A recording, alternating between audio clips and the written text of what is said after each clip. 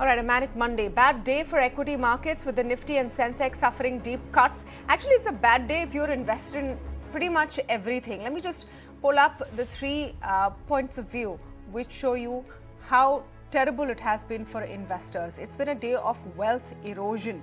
If I look at the markets, the Sensex down about 1,700 points. 2.5% on the Nifty. If I look at cryptos, a massive drop there. As far as cryptocurrencies are concerned, and of course the rupee also completely pummeled today. So let me talk about the equity markets first. The Sensex suffered deep cuts, mirroring global sell-off as red-hot US inflation reignites worries of even more aggressive Fed policy tightening. Nifty has breached the crucial 16,800 mark. IT, oil and gas and auto stocks were the biggest laggards, dragging the headline indices lower. But pretty much all sectoral indices fell more than 1%. My colleague Avan has more details.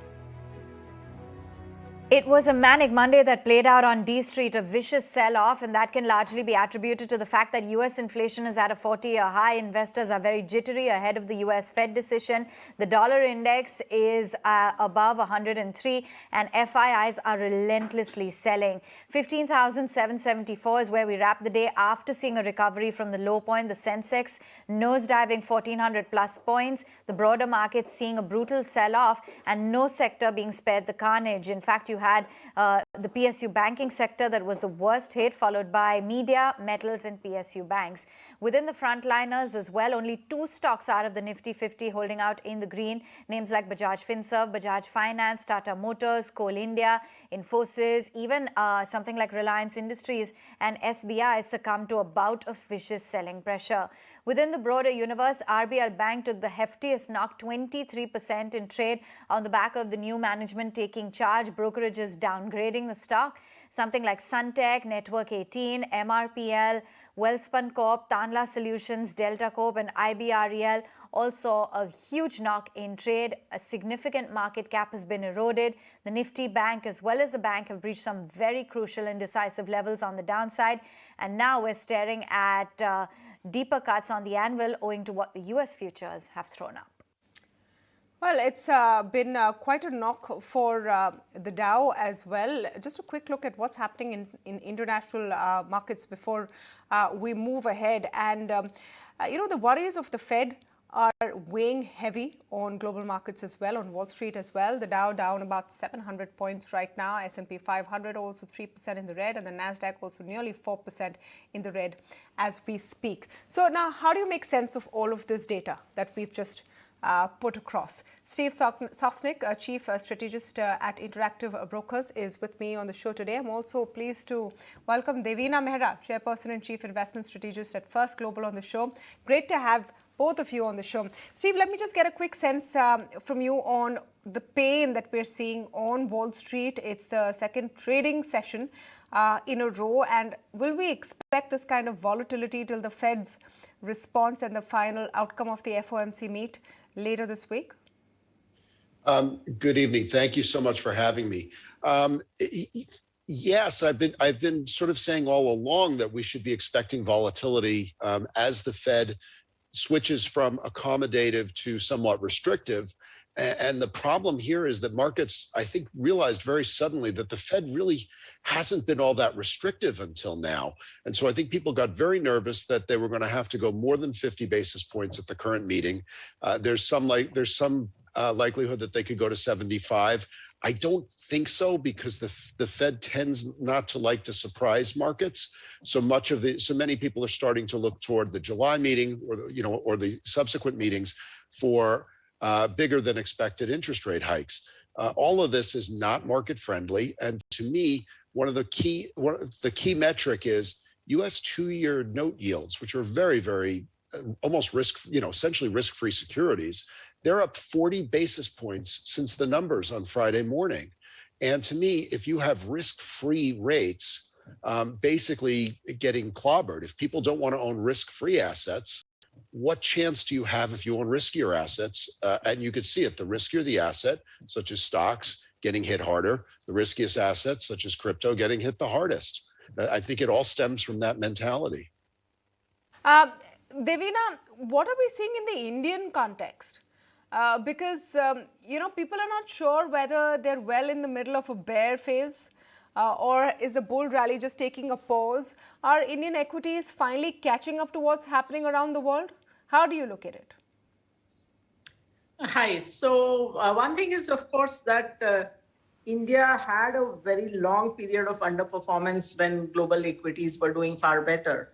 And it sort of began to play catch up only last year. But last year was when India, after a very long time, was in the top 10 equity markets in the world. It was number 6. Before that, it was more like in the range of 20 to 25. So that outperformance may well continue, but what has changed, which I've spoken about earlier also, is that you have to be a lot more selective, because fundamentally also there are different tailwinds and headwinds for various sectors, even various companies within the sectors. But having said that, now let me also tell you the other side of the story, which is that what do you risk by being out of the market? This was an exercise that we were doing, that if you look at the Indian market for 40 years simply because the Sensex has been in existence for about that long.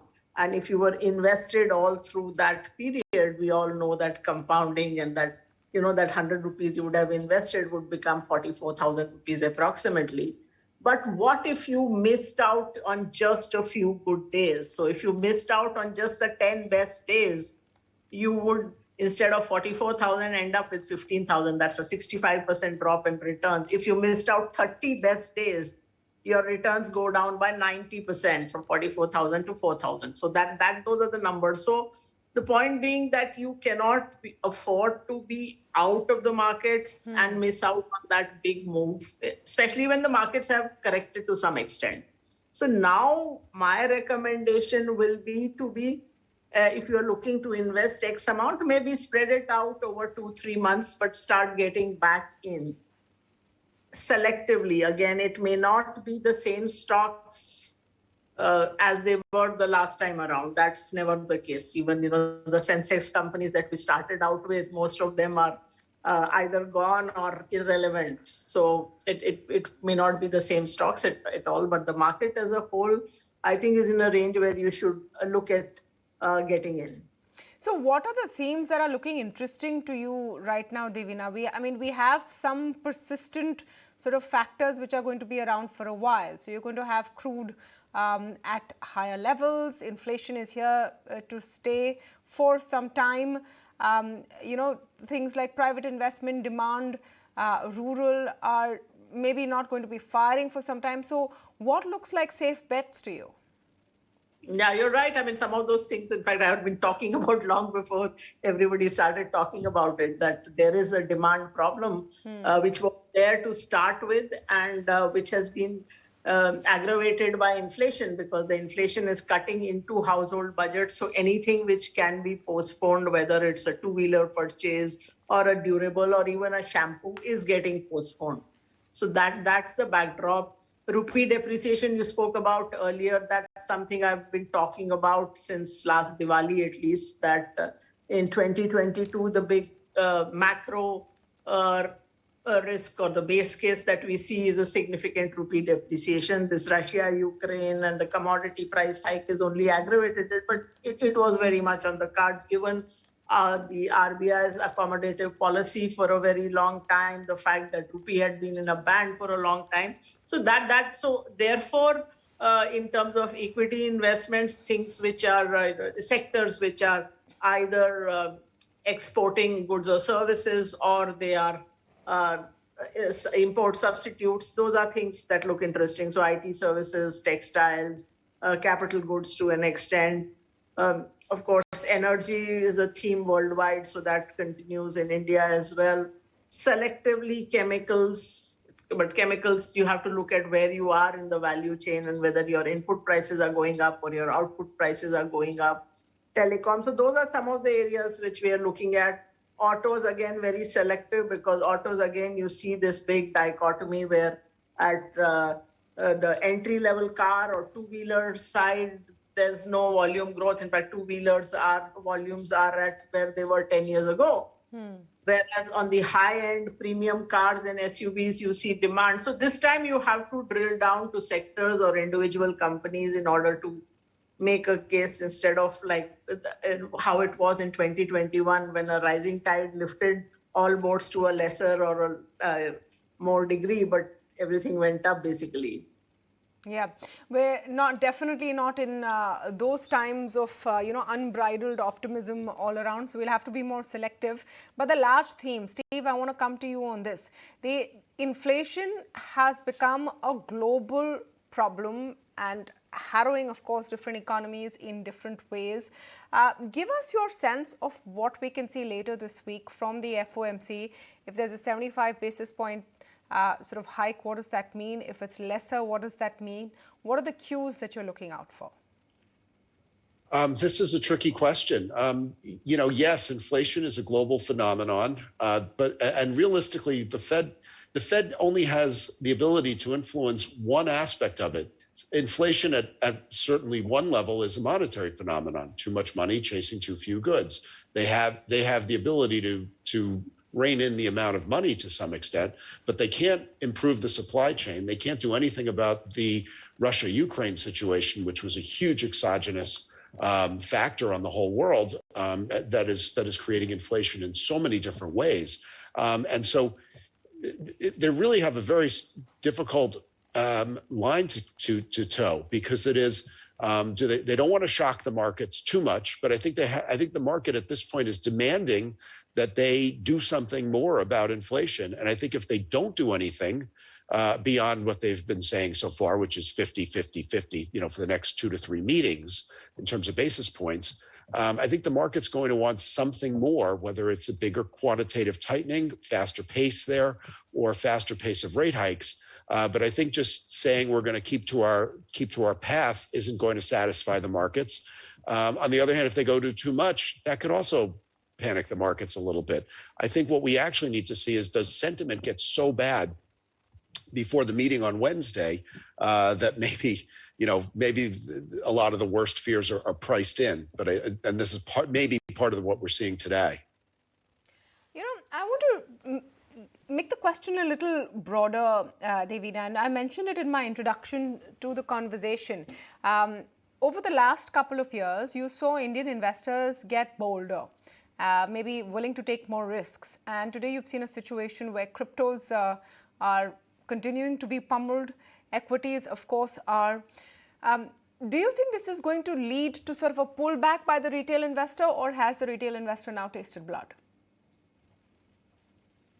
Yeah, good question. Only thing is that I was always very apprehensive when people getting in for the first time were plunging in at the riskiest end of the whole asset spectrum. I said this many times in interviews, in webinars, etc., that don't go from fixed deposits to crypto trading. I mean, it makes no sense before even looking at the stock market. And I found all kinds of influencers who had nothing to do with finance also promoting crypto. So this was a scary situation, because see, while we've seen this crypto crash, but the fact is, you look at the history of Bitcoin, again, I've written about it multiple times, it has had drawdowns of 80% plus multiple times. That is the history of the asset. So I always said that if you're looking at crypto, look at it as a tadka to your dal, not as the dal. So unfortunately, I mean, a lot of people did get drawn in, and I'm sure, some of them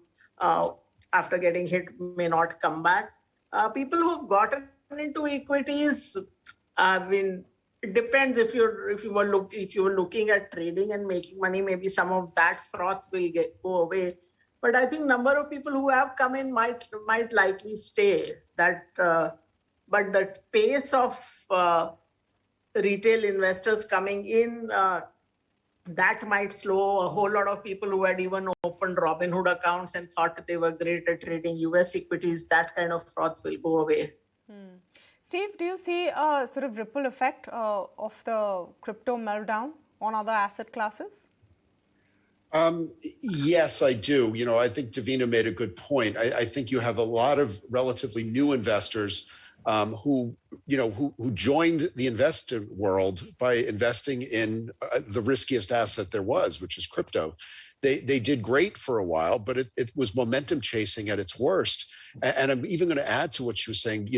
Most of those 80% drawdowns occurred during a period of relentless financial monetary accommodation. The Fed and other central banks have largely been accommodative throughout the relatively short market history of Bitcoin. So this could get difficult. And the problem is, I'd like to think that people were using this as as one piece of their portfolio, and this was a risky asset, and they knew it, and it was sort of gambling money, and they were doing well with it.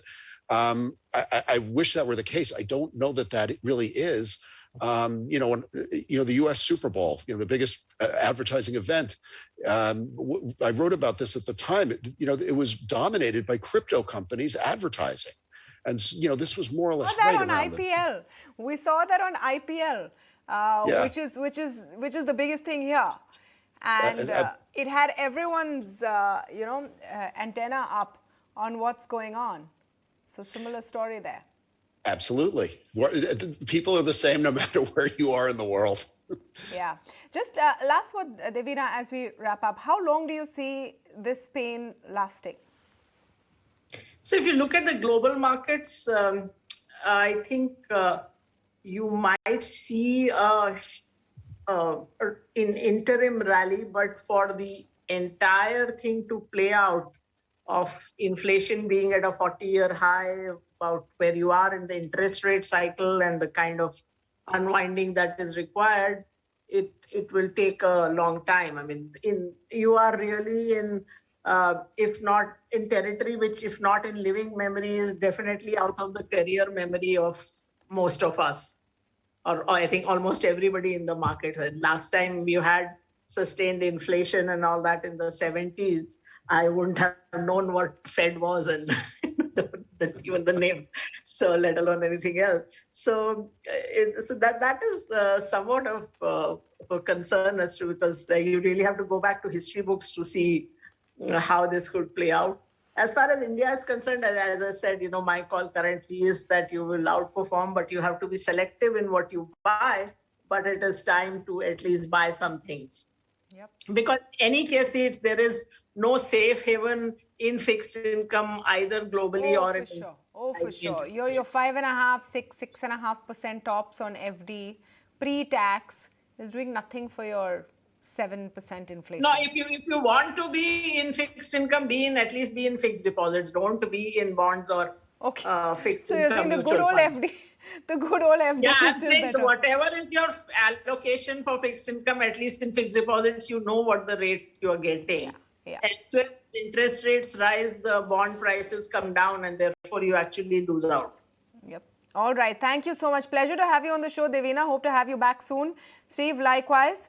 And I hope our viewers have some clarity after the chaotic events on Monday. Well, it was chaos all around, but in a positive way.